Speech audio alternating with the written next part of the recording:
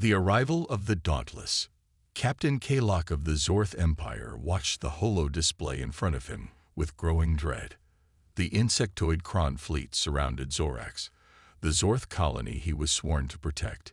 His ship, Dominion's Fury, was the only defense between the Kron and the helpless colonists. The situation seemed hopeless until a message flashed on his screen. Incoming fleet detected.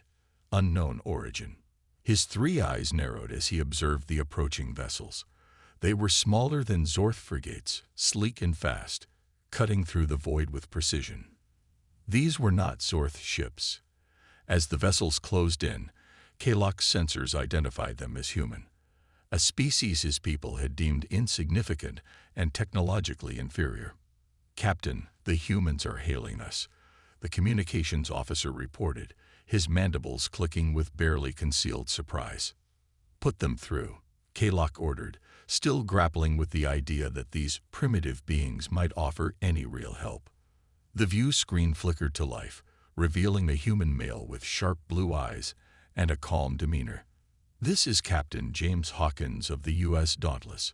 We're here to assist in the defense of Zorax and to evacuate your colonists." Kalok stared at the human, astonished. The Zorth had always been a martial race, valuing strength and superiority. The idea of another species risking their lives for them, especially humans, was baffling. "Why would you do this?" he demanded. "Because it's the right thing to do," Hawkins replied simply, his tone leaving no room for argument. "We protect those in need, regardless of species." Kalok hesitated for a moment, then nodded. "Very well, Captain Hawkins. We will coordinate with you." As the human ships engaged the Kron, Kalok watched in awe. The humans moved with an efficiency and precision that defied their reputation. Bright lances of energy sliced through Kron hulls with ease. The Zorth captain had to admit he had underestimated these humans. The battle raged on, but with the humans' unexpected arrival, the tide began to turn. For the first time, Kalok felt a glimmer of hope, the battle for Zorax. The Kron forces intensified their assault, but the human fleet was relentless. Kalok had never seen such bravery, especially from a species the Zorth had dismissed as inconsequential. The humans were outnumbered and outgunned, yet they fought with a ferocity that rivaled even the most seasoned Zorth warriors. "Captain, the Kron are focusing their fire on the Dauntless," Kalok's first officer reported. The Zorth captain's mandibles tightened in concern. The human ship had been pivotal in their defense, and losing it would be catastrophic. "Bring us alongside the Dauntless," Kalok ordered. "We will shield them with our firepower." As Dominion's Fury moved into position, Kalok contacted Hawkins. "We're taking the brunt of the Kron assault for you. Focus on their flagship. Without it, their forces will crumble." "Understood, Captain," Hawkins responded. "Let's finish this." The battle reached its climax as the Dauntless unleashed a devastating barrage on the Kron flagship. The ship's shields flickered and failed, and moments later, it was reduced to a fiery wreck. The remaining Kron vessels, leaderless and demoralized, began to retreat. Cheers erupted on the bridge of Dominion's Fury, but Kalok remained focused. The cost of this victory had been high. Many human and Zorth lives had been lost. As the Kron fled, he realized that his perception of humanity had been forever altered. Aftermath and Alliance. With the battle over, the Zorth and human forces began the grim task of recovery. Kalok walked the halls of Dominion's Fury, the damage evident everywhere. His heart was heavy with the losses, but also filled with a newfound respect for humanity. "Captain Hawkins is requesting a meeting," his communications officer informed him.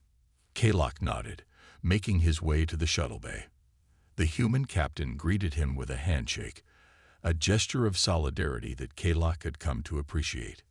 "You and your people fought bravely today, Captain Kalok," Hawkins said. "We couldn't have done it without you." Kalok inclined his head. "The same could be said for you, Captain. Without the humans, Zorax would have fallen." Hawkins's expression grew serious. The Kron won't stop here. They will regroup and return with even greater force. We must be ready. I propose an alliance between our species. Together, we stand a better chance against them. Kalok considered this.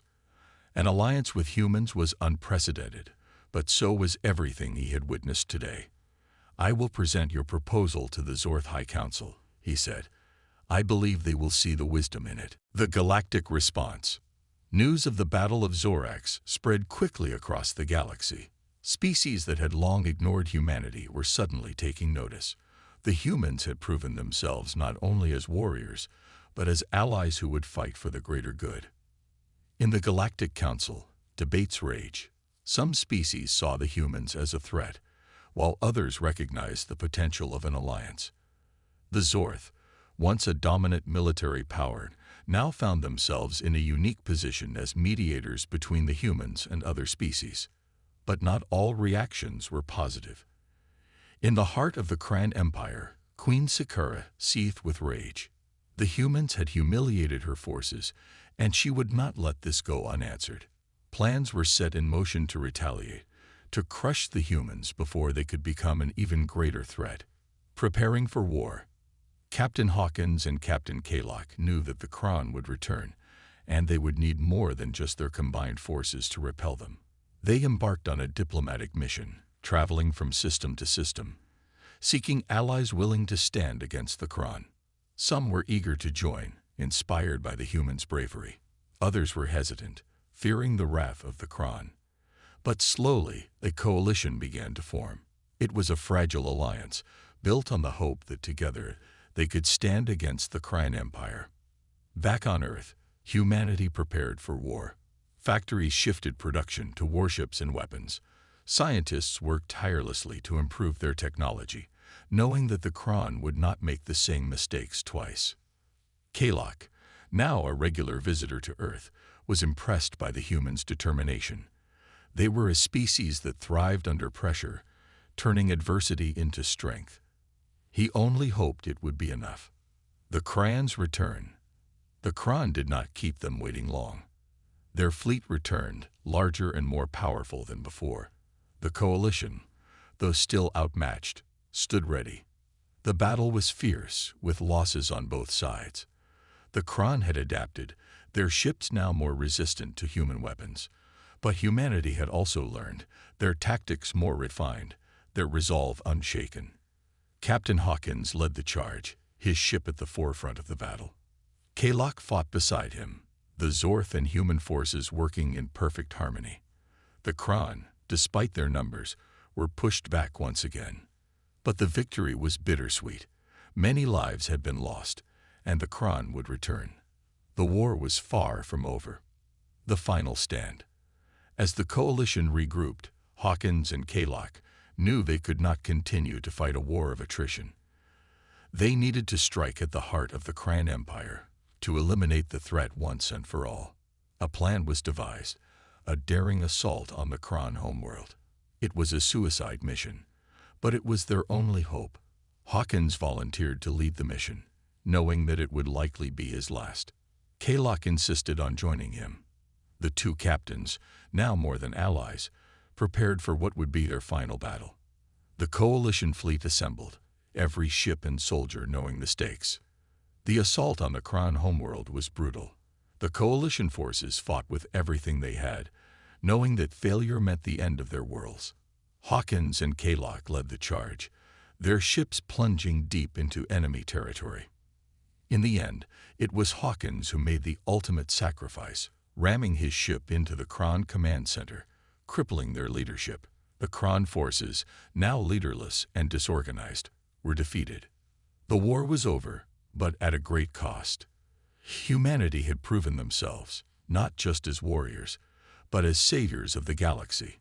And though Captain Hawkins was gone, his legacy would live on, a symbol of the strength and courage that humanity brought to the stars.